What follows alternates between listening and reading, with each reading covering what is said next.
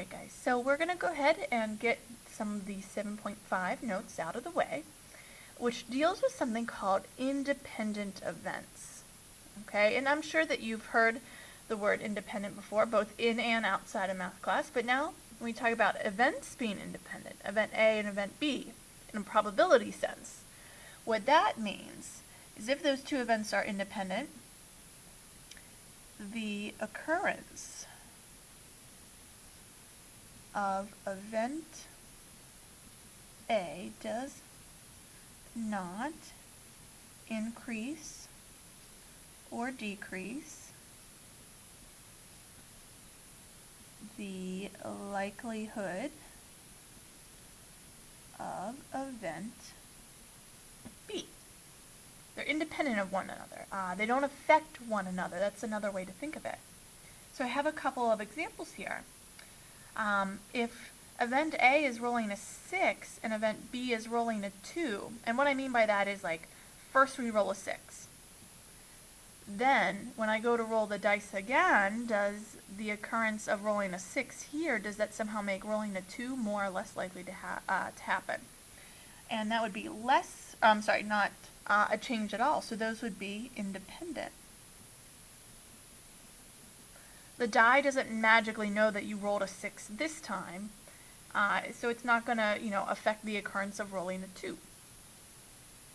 Let's say that you select a queen and you do not replace it in the deck. So we go from 52 cards to 51 cards. When you then go to select the next card, you will have altered the deck. So selecting a jack, the chance or the likelihood or the probability of that happening is now a little bit bigger. It's now out of 51 cards. So those two events are dependent. Let's say you flip a coin, and on that first flip you get a tails. That will not increase or decrease the chance of you flipping a coin and getting a tails the next time. A lot of people will say, oh, you're due to get a heads, but it doesn't work like that. The coin doesn't magically know what you got on the last flip, so those events would be independent. Now, there's actually a theorem that deals with the probability of independent events. If event A and B are independent, then the probability of A and B, and I'm going to say occurring together,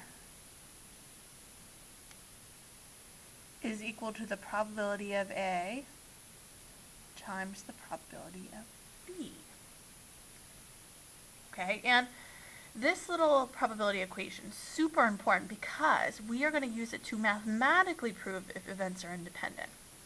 Up here, we were just sort of, going with our gut instinct, which is fine sometimes, but other times we want to make mathematically certain that two events are independent or dependent. So I have a little example here. Suppose there's a little carnival game. We are doing this spinner right here, 6 different sections, all the same size, and we're going to spin it twice. Okay, and what this little chart down here is just showing you sort of all the possibilities. Like you could get a 1 on the first spin and a 1 on the second spin. Or you get a 1 on the first spin, a 2 on the second spin, a 1 on the first spin, a 3 on the second spin. It's sort of like a tree diagram, but in more of a chart form. So, let's say you win if the first spin stops on an even number and the second spin stops on a multiple of 3. It's asking for the probability of winning. I'm not really concerned about that. I want to know, are these events independent? So let's look here. Probability that it's even on the, I'm going to add first spin here. So even numbers would be 2, 4, 6. That's 3 options out of 6. That's 1/2. Multiple of 3. Well, that would be 3 and 6. That's 2 out of 6. That's 1/3. Now, probability even and multiple of 3. So what they're referring to here is, sorry, this was on the second spin. What's the probability that you're even on the first spin and you get a multiple of 3 on the second spin? And so I want to go and use this chart. This shows us all the results of 2 spins. Even on the first and also a multiple of 3.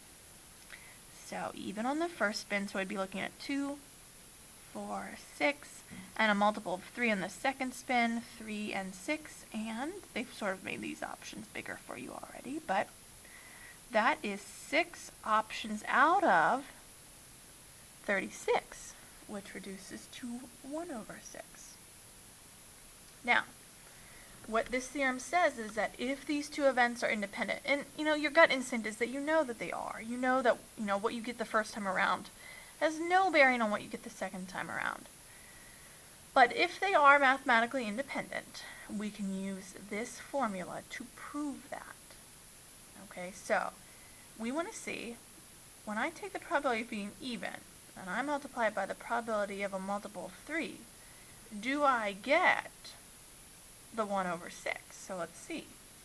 That would be 1/2 times 1/3.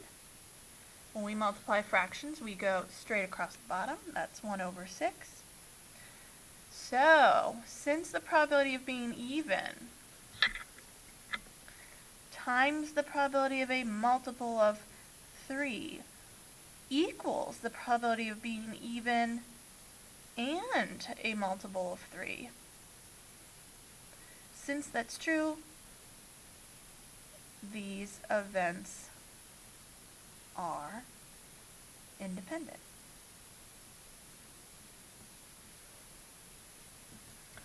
All right, and that's all we need for today.